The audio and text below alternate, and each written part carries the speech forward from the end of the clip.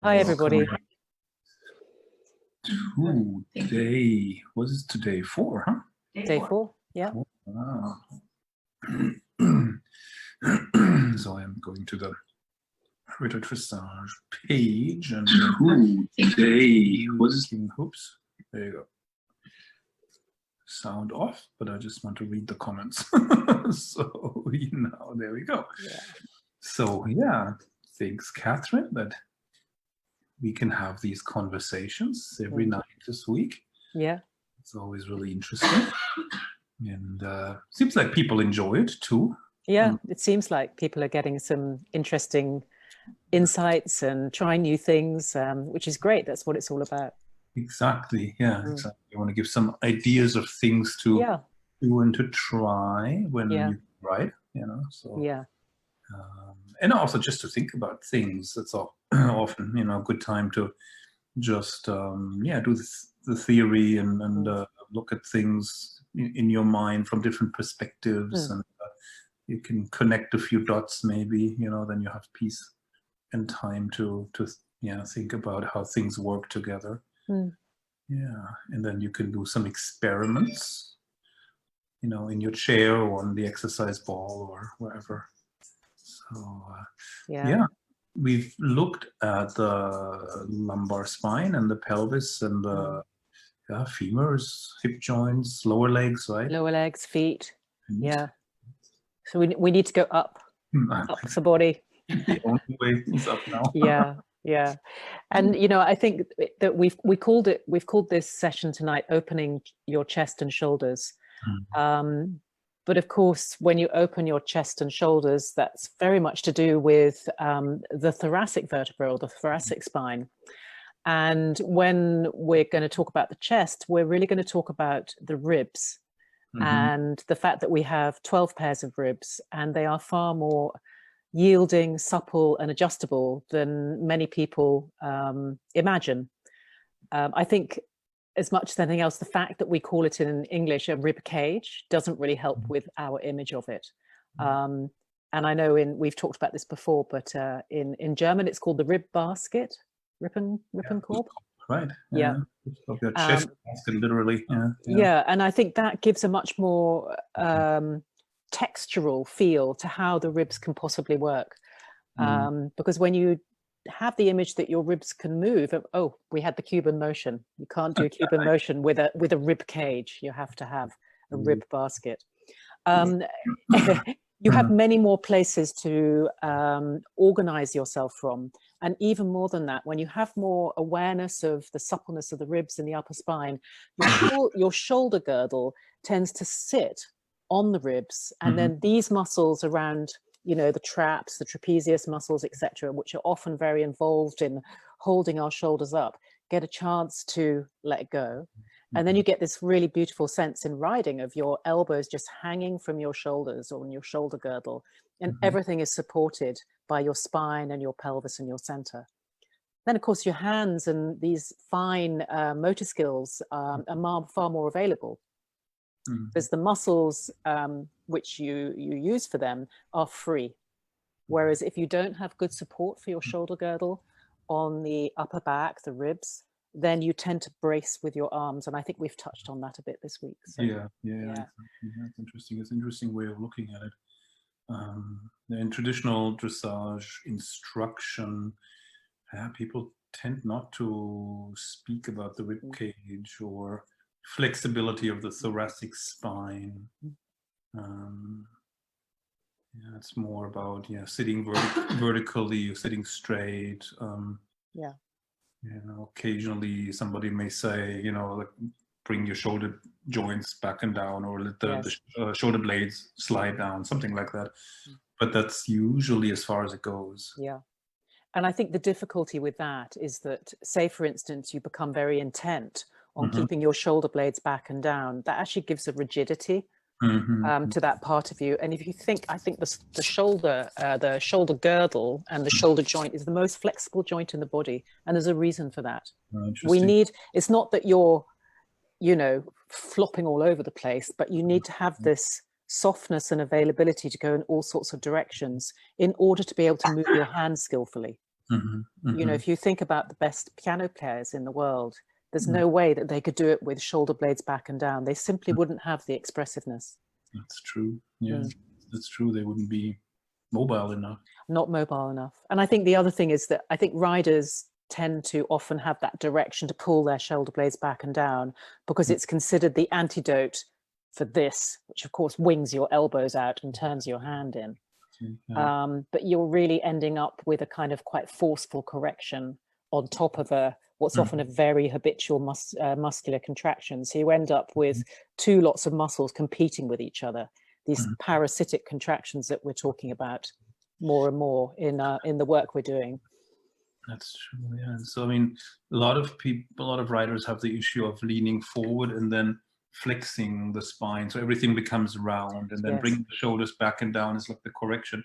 There's probably also a historical dimension that, you know, in the 19th century, dressage training and lessons were more or less in the hands of the military, you know. And of course, it's a very military posture, right? Just up and out, and you know, shoulders back and down, and that sort of thing. And then you know, there's a rigidity to that, and I mean, this military tradition carries over into until today, even to, you know, the more traditional dressage instruction, especially. Interesting. Yeah.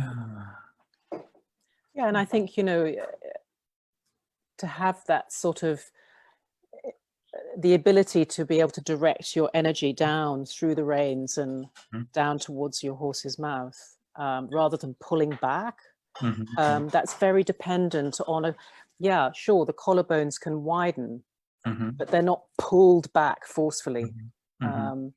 So, you know, there's this sense that I think Charlotte talks about the collarbones smiling softly, you know, they sort of widen and smile, but you don't then hold them like that. You just have this little bit of give, if you like, for when you need it. Interesting. Very interesting. Yeah, it's interesting how you talk about the shoulders being supported by the rib cage, and in a way also being independent of the rib cage. Yes. Resting on top, so they're not stuck to the rib cage, or exactly. Yeah. And you know, when you look at the skeleton, you can really see that, you know, how the collarbone and the shoulder blade, which is, you know, more or less kind of one piece, it is jointed, but the joint is so fixed with ligaments. You see how it just sits on this first rib, you know, at the top of the sternum. The first rib comes off there at the sort of level of a short necklace, which like the one I'm wearing tonight. The first rib is a little bit more, is kind of underneath that. Then the shoulder girdle, when you have the image of the first rib, you can just imagine that your shoulder girdle is sort of resting on it. It's fully supported by something solid and bony. And then you don't have to worry so much about all your muscles correcting you, you know. That's almost like letting gravity do the work. Yes. Yeah, that's useful. A lot of people, of course, tend to pull their shoulders up because they're tense and, you know, stressed out, and a lot of stress goes into these muscles, and then the shoulders come up. So these contractions, they, you know, interfere with the rein contact and with the ability to sit the trot in a way too. You know, if you're tight up in your shoulders, then it becomes more difficult to really follow the motion of the horse's back. Yes, I think you get a sort of banging motion through you rather than a sort of the transmission of force. Right. You know, which is a very different feeling when the force transmits through your bones in a way where it sort of feels very evenly going through. That's a pleasant feeling. But when it's sort of, when you're in, everything goes into, the force doesn't kind of go out through the head, and it's quite unpleasant. I wonder how far, like, a muscle tension around the shoulder creates a blockage in the hips. Very much so. They open and close. Absolutely. And it probably makes you hold your breath too. Well, it limits the availability of your torso, your torso, for your lungs to expand, as an example. So, you know, say your pattern if you like. Your postural pattern is for your sternum to be a bit more depressed. So that shapes your ribs in a particular way. And as you can see, when I do that, what happens to my shoulders? I then, in order to keep my eyes on the horizon, I have to shorten my neck. Now, this pattern here often goes with the whole spine being round. That's one possibility. Or the other pattern is the lower back gets really arched in order to counterbalance the rounding in the thoracic. And then you've got an exaggerated lumbar curve and an exaggerated thoracic curve in the other direction, then an exaggerated cervical curve. So yeah, there's a whole lot of muscles holding you in place in that scenario. Right. Yeah, that's interesting. Yeah, so all the spinal curves are then at an end position almost. And that takes away the flexibility. Yes. Yeah, that's the other possibility is well, there's many possibilities, is that you get that C-shaped curve, you know, where the whole spine is like a C with the tailbone tucked under, and that will tend to go with the knees coming up and the angle in the hips being very fixed and contracted, and all the way down to the feet. Yeah, interesting. That's interesting. Yeah, so if somebody has, you know, the rounded shoulders, and you know, maybe some tension up in those muscles, where would you start the correction process? Probably not in the shoulders themselves, right? Funny enough, when I'm working privately with clients, I often do stuff with them which exaggerates the pattern. So I might do something with someone like that where, so we call this a pattern of flexion. And I might do something where I really show them how to flex even more, and to flex in the lumbar spine and to flex everything. So you kind of get into this extreme folding. And the strange thing about that is the more that you go into somebody's pattern, the more the pattern itself seems to loosen its grip. Whereas if I go with the other, I go, oh, this person needs to straighten up. You get this almost kind of elastic effect where their habitual pattern just pings them back. So that's a strategy, which is an unusual strategy. Mostly when you go to the physio or whatever, they go, oh, you need to stretch here and strengthen in the back, you know, in order to counteract it. And we would approach it a bit differently. Yeah, so interesting.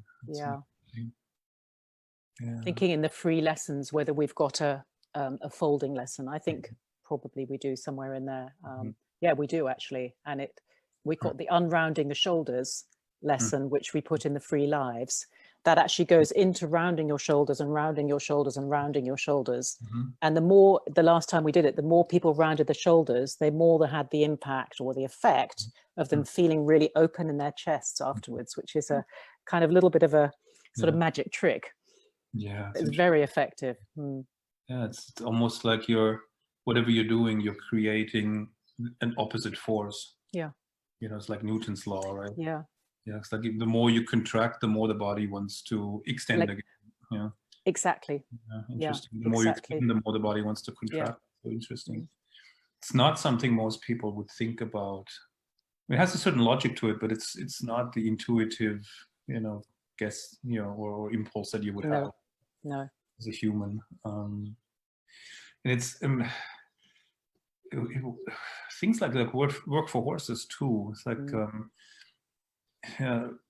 where you see it very clearly often is when horses don't really want to go forward, right? And then riders just drive and make the horse fly around the ring. And actually, in a way, the more they drive, the less the horse goes, right? Or it just gets hard and choppy and unelastic and so on. But if you bring the hind legs under the body and sit on them and flex them more, then the muscles have a desire to stretch, extend the joint. It's like the same principle. Yeah. So you can sometimes generate a very energetic trot by actually collecting more first, rather than going forward and driving more. Yeah. I mean, absolutely. And when you talk about this stuff in the groups, you often actually recommend exactly what I'm talking about. So it's funny. It's like it's something you've obviously discovered, or it's something that's known. But yeah, you often say, you know, you collect the horse up, and then suddenly the extended trot gets a lot easier for them from the collection. That's exactly what we're talking about. Yeah. Interesting. That's interesting. Huh. So, and then if somebody has the opposite problem, like if somebody has a really arched back, would you do basically the same thing? Also make them arch more, and then arching. And funnily enough, the other tactic or strategy I might use is to teach people twisting lessons. I often find that twisting lessons are very effective at freeing a lot of extension. That's interesting. That's so interesting. Twisting. Interesting. I'm just trying to see if that applies to the horses in some way, but I think it's a little different. It's probably a little bit different. But I mean, it may be a little bit the equivalent of if you want to bring your horse more to this sort of neutral sweet spot, you might do some shoulder in, some counter shoulder in. That's the kind of horse equivalent of what I'm talking about. Because exactly. Every twisting lesson has got loads of side bending in it. It has to. So, that makes sense. Doing lateral movements, figure eights, alternating, engaging the left and right hind leg, like shoulder in, counter shoulder in kind of thing. The other thing that's really interesting in terms of the human skeleton is I worked with a trainer once, and she had a real skeleton and a real spine, human one, and they're very different to the plastic ones. It's absolutely amazing how refined the structure of the bones is compared to a plastic skeleton. But what she showed was when you bring the thoracic spine into flexion like this, the structure of it with these spinous processes means that it's almost impossible to rotate at all when your spine is upper thoracic spine is flexed. Only when you lengthen the thoracic spine does rotation become available. Interesting. Very interesting. That's true. If you're rounding your upper back, then you kind of scrunch together, and then it's more difficult to move freely and turn the shoulder. Exactly. And people who have a pattern of flexion often find it more difficult to rotate easily than people who have a pattern of extension. Interesting. Interesting.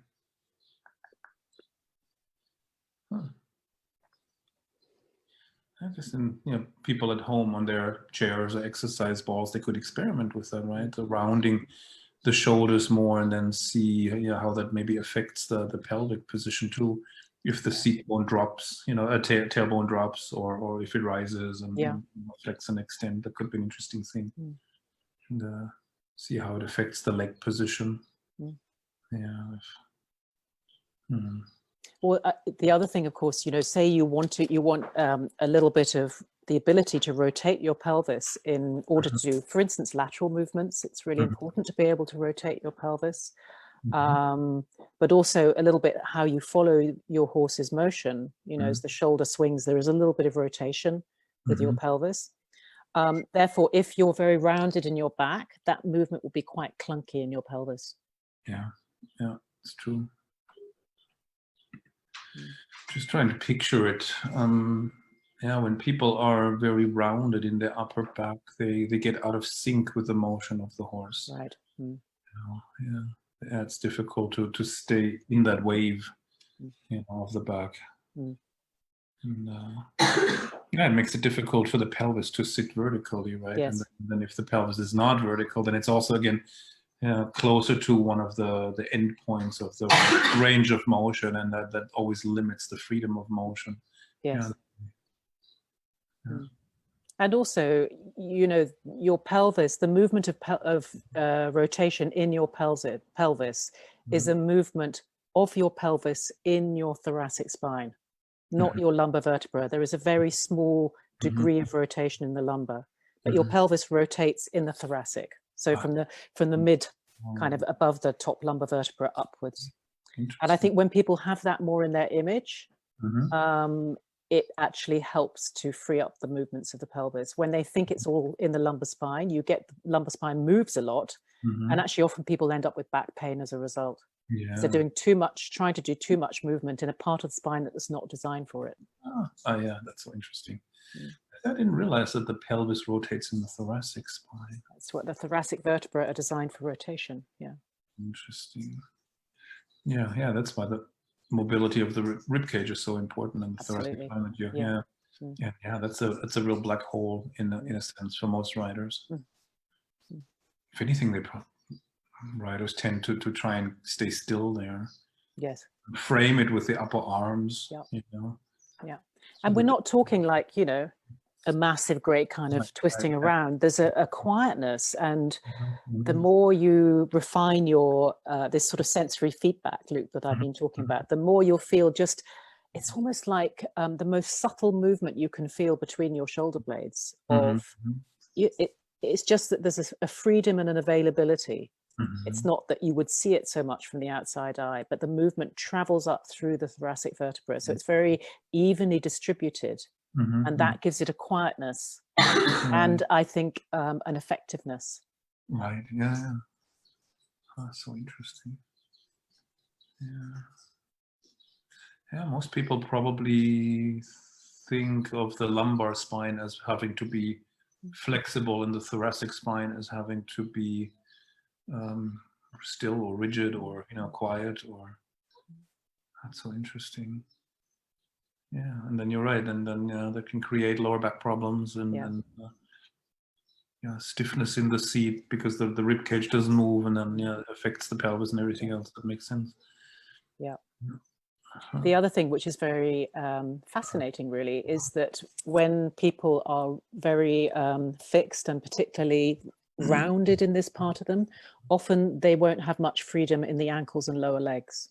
The two really go together.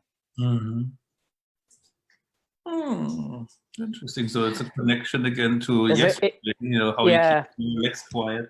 These movements here, if you imagine a golfer, you see really clearly how a golfer sort of has this capacity to sort of roll over their feet. They have to, and the lower legs turn.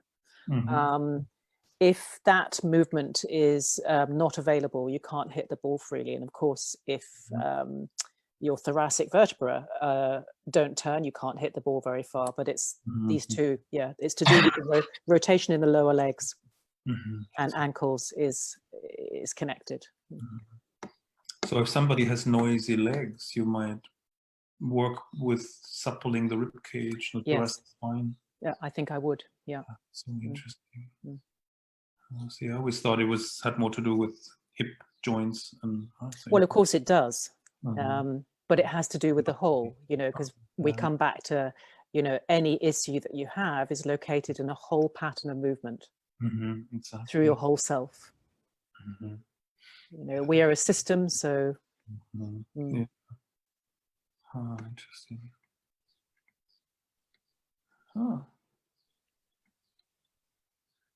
Interesting. Very interesting. Very interesting. I'm trying to think how you could apply that, like in a riding lesson, for example, if somebody has noisy legs, if you try to work on the thoracic spine. It's easier to do it off the horse, of course. I think it is probably easier. You can do it on your horse. You could maybe in your warm-up, you could play around with just slightly, softly folding and then coming out of the fold and thinking of widening your collarbones and then thinking of folding them, and see, like you were explaining yesterday with the foot on the stirrup and lifting the toes so that, and then you find this neutral sweet spot. You can do the same with your shoulders. So in your warm-up, maybe you just fold a little bit, you open a little bit, and then you gradually decrease the size of that, and you just see where you've ended up. And it'd probably be a more optimal position than where you started. You'll probably lose some of the excess tension. Weirdly, just having done that, I can just feel that my collarbones are sitting differently. I mean, it's 3 or 4 movements. That's so interesting. And I can feel just really here is more opened up. And that's released something in my throat, which feels pleasant. I'm just thinking then so that's the one axis around which you move your thoracic spine. You could also probably then add a little rotation, like think of moving your right shoulder towards the horse's left shoulder and vice versa a little bit. Yeah, you can, absolutely. You could do, maybe with a long rein, because you don't want to be kind of shoving them around, but you can do little, keeping your pelvis facing forward. You could play around with turning your chest and shoulders a bit this way, turning your chest and shoulder this way. You can also do a little bit about what we touched on a couple of days ago, maybe. So you turn your chest and shoulders a bit there, but you turn your head and eyes over the shoulder, so that you're unscrambling these habitual patterns. You know, often people will always do that or always do that, but start to turn the head in the opposite direction, or turn the head and shoulders together, but turn the eyes in the opposite direction, and these patterns loosen. And you often get a very nice effect of feeling much, much more symmetrical. Yeah. It could be interesting, yeah, if you're walking on a loose rein at the beginning of the ride, if you do these little shoulder rotations and try to move right hip and right shoulder to the forward and back, and then move them against each other. Yeah, right exactly. Right hip back, and so get a spiral twist in the spine a little bit. Yeah. That could be an interesting thing. Yes. See how that would loosen things up more. Yeah, I think it's a great idea. And actually the spiral twist, I like that. You could initiate the spiral. You could go eyes, head, shoulders, down, and then pelvis. So you go from top down, and the pelvis follows. Okay. Or you could initiate pelvis, chest, and then head.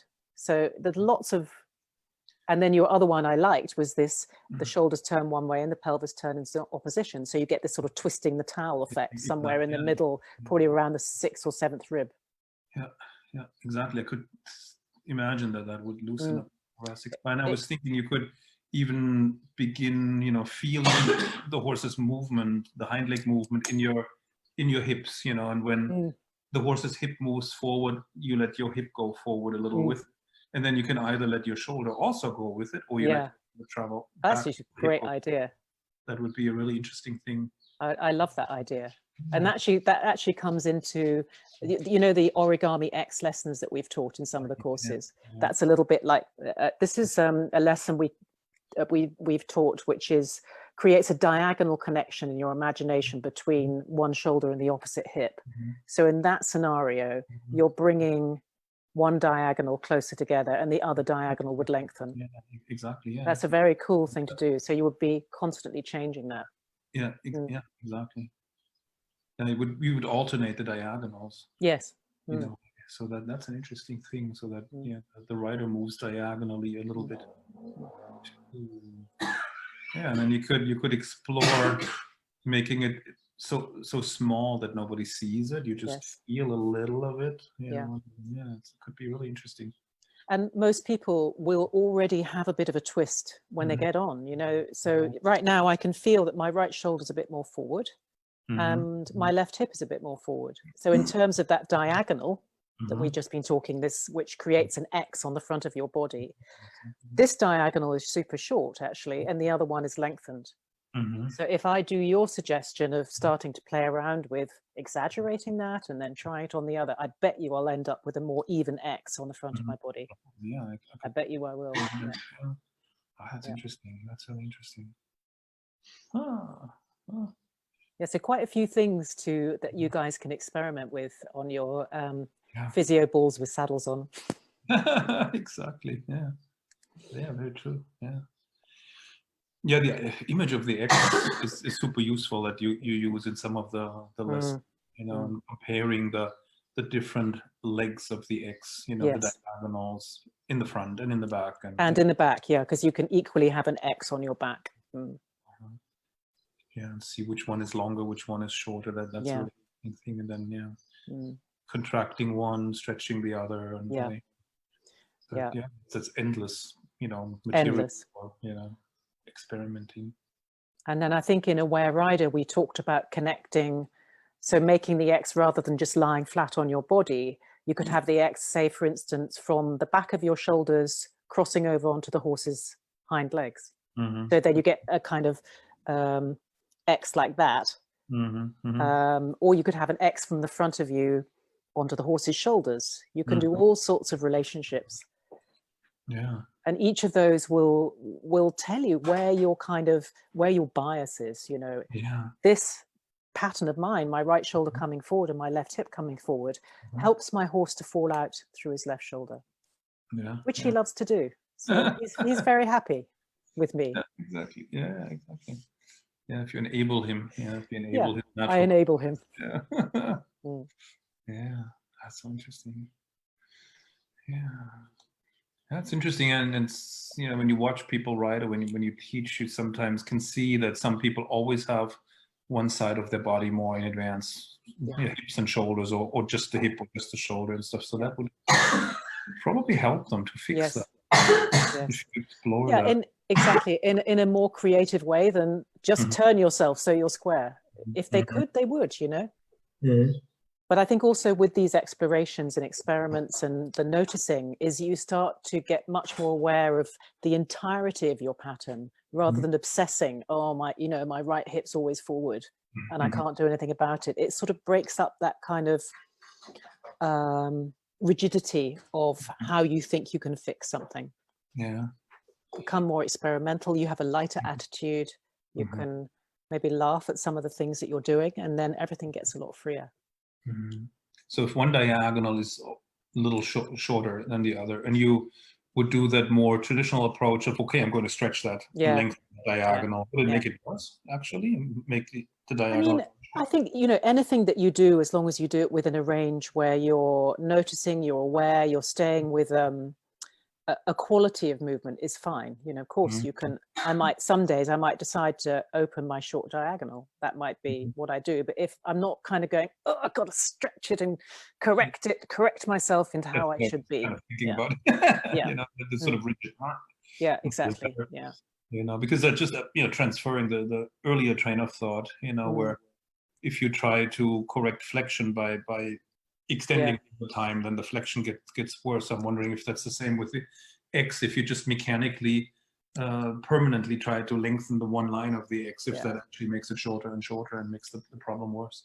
I don't know if it makes the problem worse, but I don't think it generally people can't maintain it for very long. That's the thing. A little bit like open your chest. People maintain it for a little bit, and then because the pectoral muscles are still being directed by the brain to go back into the habitual posture, they get distracted and it goes. They get tired and it goes, Yeah, okay. Interesting. Yeah, so if you move in and out and, in different directions, then the muscles don't get tired. And brain doesn't get tired, I think, as well. So interesting. And I think also, this is something we've also talked about, is that, for instance, something like this is quite often a protective sort of posture.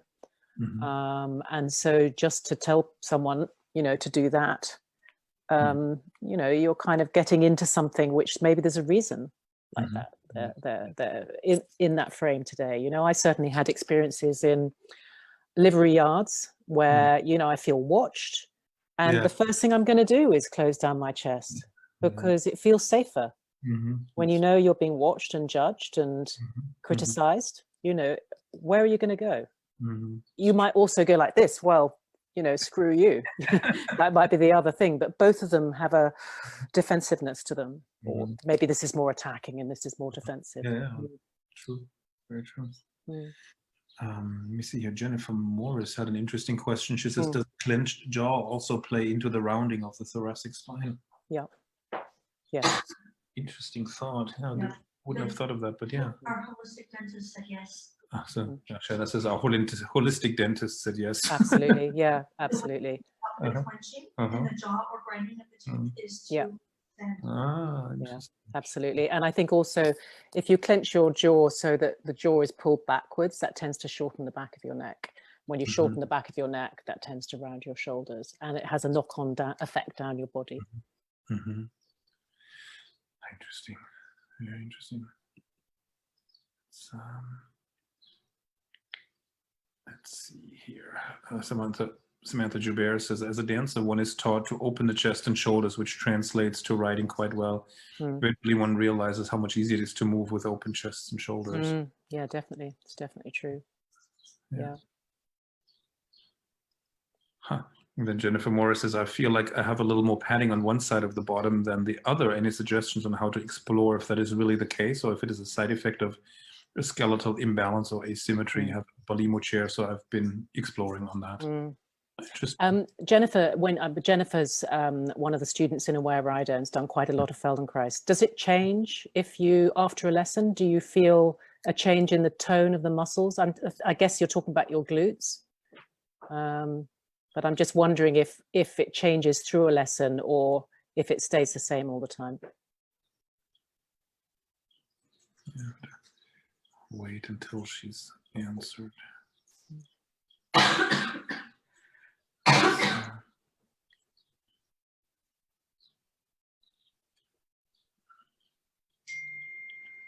Let's check if she's written something. No, not yet. Well, we can go to something else and she can always Exactly. come back to it. Yeah. Question. Oh, hold on, there was a new commentary. No, not related. Trying to get my bearings here. Lee Nuffield had said twisting lesson to cancel extension, lateral work. Yeah, you could use, use that. And okay, let's go down. Naira Motala says how to correct feet that struggle to point forward. That's usually a femur issue, isn't it? The femur rotates outward in the hip joint. Yeah, that's quite the most common pattern probably is that it's to do with the externally rotated femurs in the hip joint. There's also the possibility that the outside of your ankle joint, you pull it up a little bit, you shorten the outside of the ankle joint, and the inside of your feet a little bit rolled rolled inwards. So then you get that kind of pronation. And then the little toe side of the foot is sort of pulled towards the outside of the shin, and that can cause a turnout. That's a slightly different pattern. And it's not generally associated with externally rotated femurs, almost the opposite. So there's a number of possibilities. So yeah. Interesting, yeah. Then Jackie Davis says the warm-up that you describe, curl, open, tighten, lift each part of the body, that I think I will do at various points throughout the session to discover and correct where my body has tightened up. I often do this kind of thing, but your talk shows me how to make it more structured and also shows me that I can be confident there will be positive results, that maybe the horse will feel even if they are not immediately obvious to me, even if they're not immediately obvious to me. Yeah, and I like that idea of, you know, doing a little bit of a reset yourself through your session. I've often found a lot of benefit in doing that myself because my horse is so incredibly sensitive that, Yeah, that's a good idea. Yeah, to use the brakes essentially. You know, when you walk on a long rein, you can always do these, and it might be good to, I don't know, clear your mind. Yes. You know, and then you can think a little bit about how the last exercise went, and then decide what you want to do next, and or just take a little mental break yourself, so you don't get too intense. Yeah. Like people who are ambitious and who tend to get very focused and very intense, that might be good to build in these little breaks where you get a chance to relax yourself. Absolutely, and the intense focus goes with a pattern through the whole body of intense focus. So often people with an intense focus, they get a little bit like really push their faces into the, and that goes through the whole body. So yeah, it can be really good just to let your eyes like sit like egg yolks, the eyeballs sit like egg yolks in your sockets, and have this wide angled view and see what that's like. It often loosens that intensity. I'm not saying it's not useful to have that, but it's not to be always in one state. Right. Yeah. Interesting. That's an interesting suggestion. And perhaps Hamilton says from feeling the horse's movement into your own, interesting, like ripples on water. Yeah, I think it's a good way to go, to try to feel the horse's movement and then go up from the horse into your own body, and see how the horse moves your body, etc.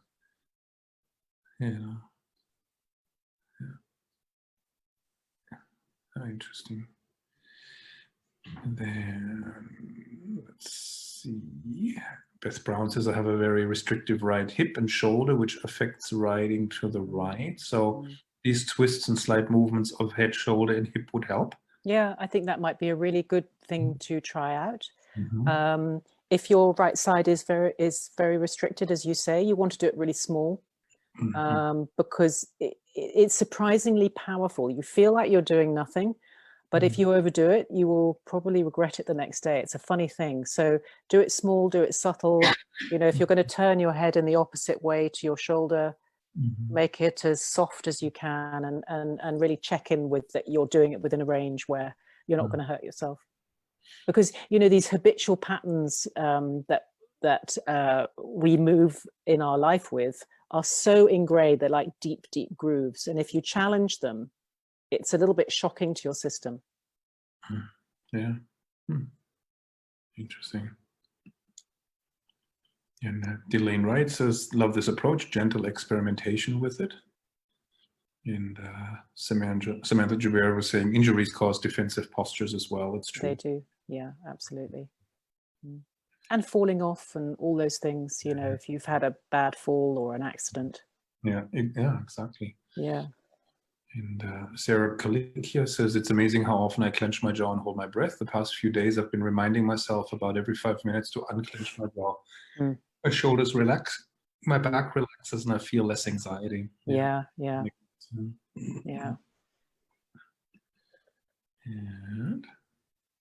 Liz Ellerton says, early morning here in Australia. Thank you for providing such an interesting and informative format that has many of us now more aware of just how our bodies not only function, but more importantly, influence our horses, both good and bad.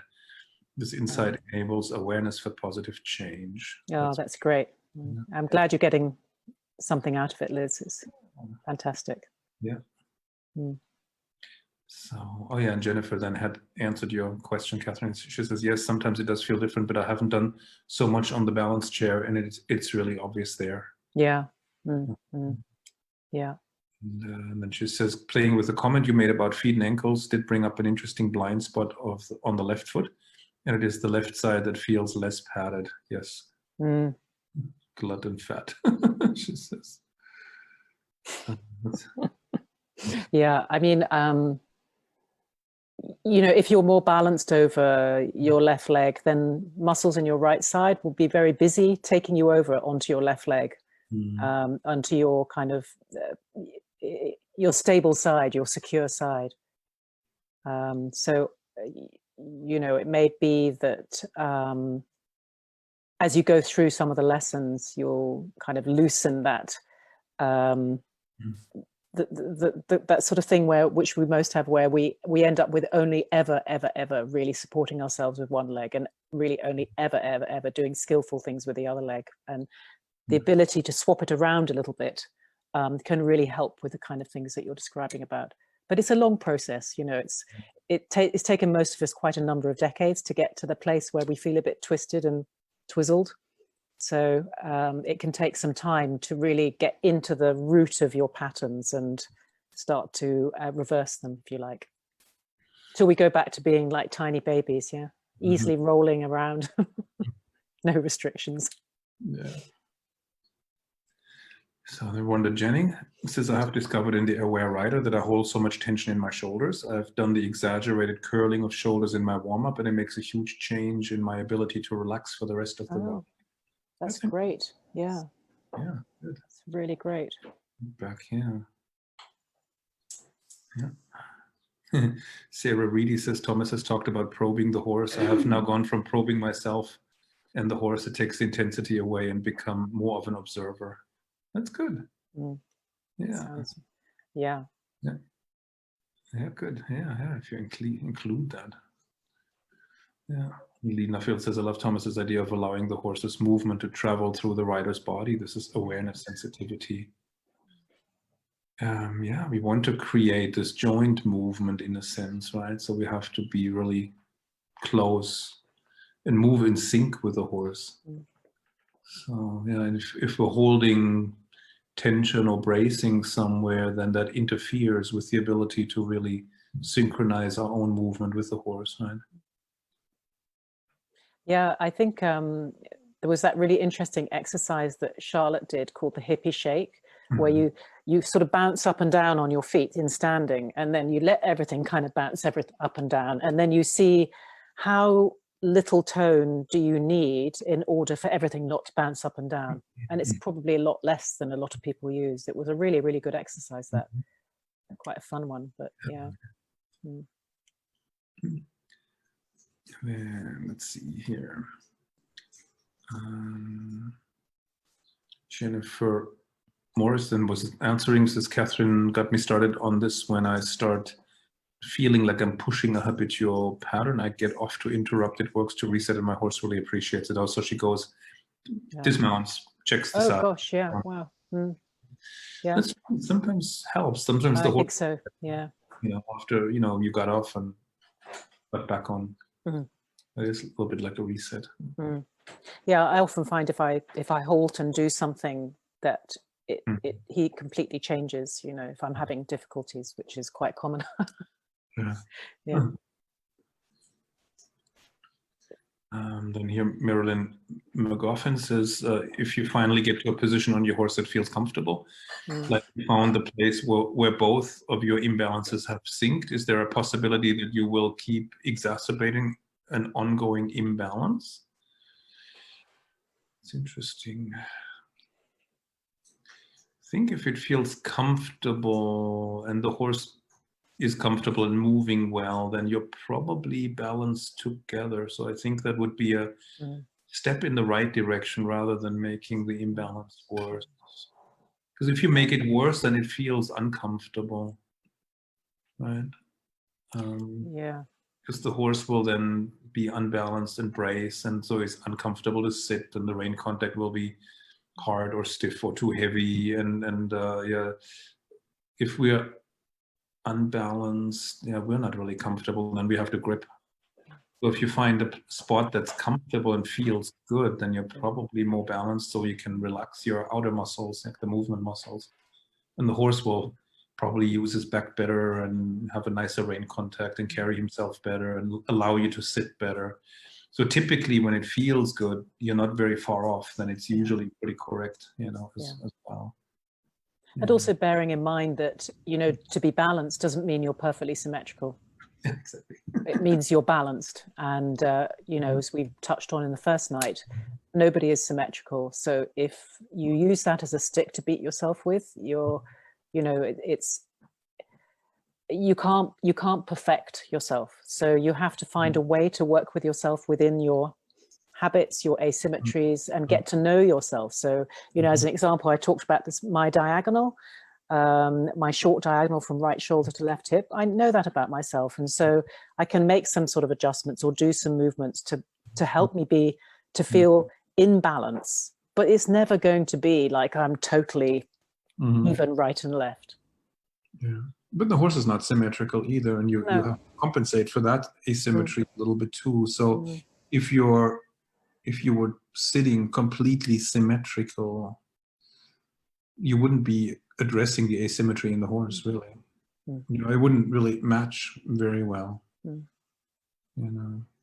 So yeah, it's interesting. And I guess if you're balanced together in a way, you could say then horse and rider are using their postural muscles to create the posture, and then they can use the movement muscles for movement. And if you get a little out of sync or you're losing a little balance, then you will have to use your movement muscles to create posture. And then that's a stiffness somewhere, and then the movement doesn't travel freely through the rider or through the horse. So that shows up as, a weird rein contact, too hard, too heavy, one-sided, something, unpleasant to sit because you get bounced, that sort of thing. Disharmony. Yeah, disharmony. And another aspect of balance is that you can move the weight around, right? Balance is not static. It's the possibility to shift the weight to the right pair of legs, the left pair of legs, the hind legs, the front legs, one diagonal, the other diagonal pair of legs. And when you can do that pretty freely, then the horse is balanced, and the rider is balanced too, because you have to be in balance in order to create these changes of the weight distribution, right? Yeah, absolutely. That would be a way to test how balanced horse and rider are, by trying to shift the weight more to the left, more to the right, more, whatever, into one particular leg or one particular pair of legs. Yeah. And then the more you do that, actually, the more balanced you get, right? The more you move the weight around, the more balanced horse and rider become, and the softer and more comfortable everything gets. Yes, I think it's trying to stay in a fixed place is what causes more problems than shifting around and it's small, it's minimal, isn't it? You're not like making massive great weight changes, but you're just subtly adjusting your base of support all the time, and noticing, I know maybe you notice that one hand is a little bit in a different place or pulling more, and then you subtly adjust something up here and that gets more even. So it's a constant observation of yourself in motion and your horse in motion, and how the two meet and connect. Yeah.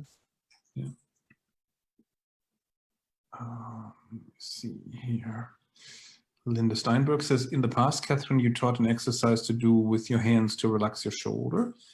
After experimenting with the movements you're currently discussing and feeling tight in my left hip, once I did the exercise with my hands, helped me relax a lot, and my hip is looser. This is wonderful to discuss, as it is so much easier to feel how balanced or not my horse is and wait for him to find me. Oh, interesting. So the hand exercise then ended up relaxing the hip. Yeah. That's interesting. Wonder if that's twisting, of the wrists. There's a Feldenkrais lesson which we do in trainings. It's called the dominant hand. And you only do tiny movements with your fingers in one hand, and the whole of we do it just with one hand, the dominant hand, which for most people is right. And the whole of your right side, the tone changes absolutely dramatically. And it's not so much about the movement. I think it's just softening the fingers changes the tone of everything. It's very interesting. And I think Linda's talking about the surgeon's hands lesson, possibly, where you soften your hands so that you could do the refined work of a surgeon. And it changes your whole posture, just working with these really super small movements, but with awareness, with attention. Interesting. And Lee Nuffield says, this balance shift stuff, maybe this is why warm-up exercises in lateral steps that keep changing can open up the horse and make everything free. Yeah, exactly. I always thought it was from stretching her muscles, but the magic may be coming just from balance experiments. Shifting weight, all those things. I like to use weight shifts in riding and training, because they help loosen up. If the horse supports himself with a left pair of legs, he can relax the muscles on the right side, and vice versa. Absolutely. And if you keep moving the weight a little, around, then you don't give them any fixed point to brace again. Like if you try to keep the weight always in the same place, or if you stay on the same line of travel or in the same movement, then the horse has a point against which he can resist and brace and dig his feet in and lean against you, so to speak. Whereas if you keep moving around, then it would be a moving target for him, and then he has nothing solid to really lean or brace against. And there is an element of stretching the muscles too. And if you do curved lines and lateral movements, and there's always this element of bending, and on the outside of the curve, of the body, the muscles have to stretch. So they're not mutually exclusive, that weight shift, that in a way the weight shift helps you create a stretch on the outside of the bend.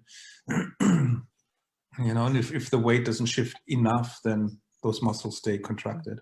Or if they're contracted, they prevent a weight shift in a sense. Right? So, So I found those weight shifting exercises super effective. But a lot of horses have trouble with them. A lot of horses find it difficult, and they struggle with it. And maybe in part because they are so used to having the weight always on their favorite leg, front leg usually. And if you try to shift it, they think they're going to fall down. Like they cannot imagine that the other three legs could hold them up too. So they don't trust it, and then they brace against it. But once they experience that that's a possibility that you can support yourself with the other 3 legs too. It frees them up and then makes them calmer too. That takes the nervousness away. Yeah.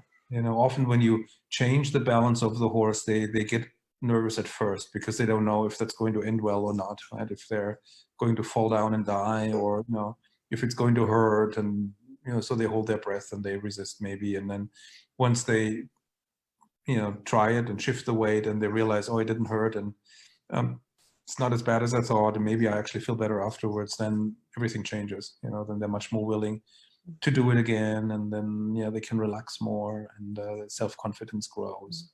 So yeah, so these weight shifts are a very useful training tool, I find. Yeah. It's the same for us, you know, if any of you are at home and stand up, you'll have a leg that you stand on much more easily, and the other leg will lift more easily. But then when you try it in reverse, most people will have a leg they feel less secure on, and it does make you feel a bit nervous. Just a, you know, a touch. So it's, yeah, it's a neurobiological response to fear falling. Right, exactly. And yeah, if you experiment with standing on one foot, it could be that on one foot you have to hold on to something. Yeah, exactly. Otherwise you wobble and fall, and on the other foot you may not have to. Yeah. That would be sort of the equivalent of the horse, you know, whether you allow the horse to support himself with his favorite leg or side, or, you know, make him shift the weight to the other side. Yeah, then they feel nervous and wobbly, and yeah, interesting. Let's see. What else? So Babs Hamilton says, so if your horse is asymmetrical one way and you compensate with your own body becoming asymmetrical in a way that you both come together to be balanced, that must be really hard on the rider's body that rides multiple horses. Yes. I don't think so. I think it makes riding many horses makes you more adaptable, actually, because on each horse you have to sit a little bit different, because each horse, you know, has different problems, different requirements, or different needs, and it's an advantage to ride many different horses, because if you just ride the one horse, then you can make certain compromises and enable each other's crookedness too, in an unhealthy way, right? So that you kind of work around each other. and when you ride a variety of horses, you have a much better sense of, you know, what straight is and balanced is, and you don't get sucked into the particular pattern of a horse so easily, right? Whereas if you only ride one horse, you might get so used to the way the horse moves that feels normal. Yeah, you become a slave to your patterns, and so does the horse. But, you know, if you're riding, I don't know, 3 or 4 horses in a row, you can't do that. So in a way, you end up doing a little bit of what we talked about earlier, where, you know, inevitably you're going to be moving yourself in different ways in order to adjust to the new experience. Yeah, exactly. Yeah. And then Jennifer Morris says, I had the most wonderful ride this morning, just experimented with the changes of my weight distribution. My horse was really interested in what I was doing and super engaged and soft. The aware rider work has freed me up from the previous fixed posture and allowed some of the little subtle changes in my balance organization. I found I had to actually practice those off the horse. My previous pattern was to change with a big shift, usually holding my breath and clenching my jaw. Yeah, my horse is a saint. The tiny shifts bring such engagement from the horse. Interesting. That's really great. Really great. Yeah. Yeah, that's a great observation, great result. Yeah. Yeah, interesting. Yeah, it's interesting anyway when you're on the horse to try and feel the movement of the horse's back and the horse's hind legs, and then try to sometimes create more room, you know, like upwards, you know, by lifting your seat bone a little bit when the back comes up, or, you know, just increasing certain parts of the movement, or decreasing them too, you know, like if the horse pulls you far forward in the saddle at the walk or the trot, you could also reduce that a little bit, you know, and then maybe redirect that energy somewhere else, like up, you know, then the strides become shorter but taller, you know. And so it's really, really interesting when you do that. Like first maybe try to synchronize your pelvic movement with the horse and just follow along, and then try to change it a little bit from the inside out. you know, by making certain movements bigger or creating spaces that the horse can fill by expanding his back or rib cage or something into that. And then, you know, at other moments you could resist a little bit and make it smaller, and then the whole horse changes, you know, as a result. That's a really interesting thing. And then you're giving the horse a Feldenkrais lesson, aren't you? Yeah, kind of. I guess. Yeah, absolutely. Yeah, but it's sort of freeing yourself from, you know, the traditional way of thinking about things, giving yourself permission. You know, I think that's a very nice thing, isn't it? It's a great thing just to go, okay, so how am I going to help myself and my horse today? Yeah, exactly. Yeah. Rather than how am I going to correct myself and my horse today. It's different. It's a different attitude. Right. Very true. And there's no risk of really doing damage, you know, if you do that, because, you know, you make a little adjustment and the horse will change in some way. So he'll get better or worse, right? And if he gets better, then you can explore that a little bit more and then see if it's more better. If a little bit helps, does more help more, or does it not help? You know, and then you can find out what's the optimum. How much space do I need to make here? You know, maybe with the seat bones or something, you know, or how, you know, how much do I need to move along with the movement, or, you know, do I need to resist and make a certain movement smaller and, you know, make a different movement bigger, and so the horse will change, and then you can work on that database that I often talk about, right? You make a database of things that make my horse better and things that make my horse worse.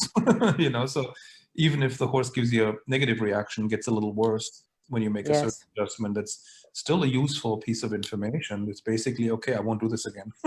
You know, that's in that category. And then all the things that make the horse better, you could explore and say, okay, I will play with that every day, and I will explore this, like how much do I need to move here, how much do I need to resist there, or whatever it is, you know, and then you get a better picture of the horse, what the horse needs, what the issues are. So essentially for each horse you ride, you need a database, you know, of these things. Yeah. So, and, let's see here. Oh yeah. Rhonda Jennings says, in response to Babs, I ride multiple horses every day and I find that it actually helps to loosen me up. I've gotten to realize what order and combination of horses to ride to make me do the best. Yeah. Good point. Yeah, it makes a difference in which order you ride them. Yeah. Yeah.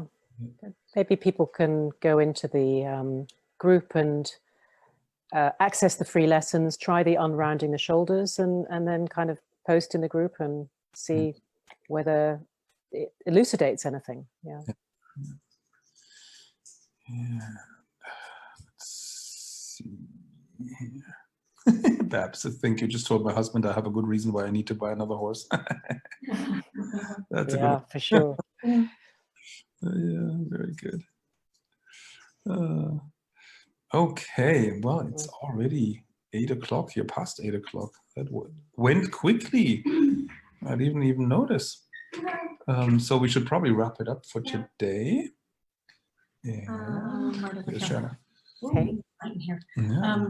So I've pinned the comment into the chat of the free series that we have, or the free course that we have that we've talked about, and the free group that you could join to share your experiences. So if you are watching the replay or you have more questions or thoughts, please post them in that group. Yes, please Try do. out the free course. This is, even if you don't apply it towards your writing, but why wouldn't you?